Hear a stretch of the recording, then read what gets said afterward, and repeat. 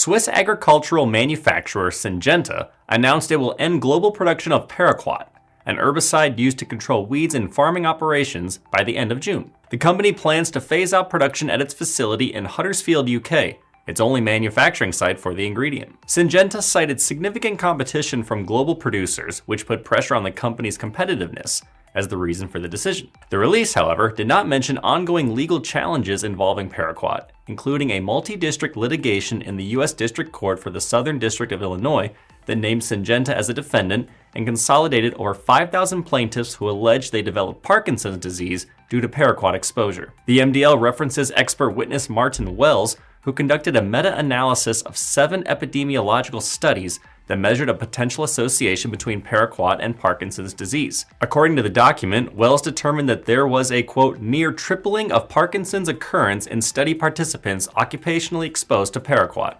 Syngenta previously rejected the claims of a causal link between Paraquat and Parkinson's, stating that the herbicide is, quote, safe when used in line with registered label instructions. In its announcement on ending production, the company mentioned that Paraquat supports conservation practices such as no-till farming, and added that the herbicide is registered for sale by more than 750 companies. Over 70 countries have banned or discontinued the use of Paraquat. This includes the EU, which withdrew the herbicide from its market in 2007, as well as China, Brazil, and Canada. In 2024, nearly 50 members of the US Congress signed a letter to the EPA asking the agency to ban Paraquat.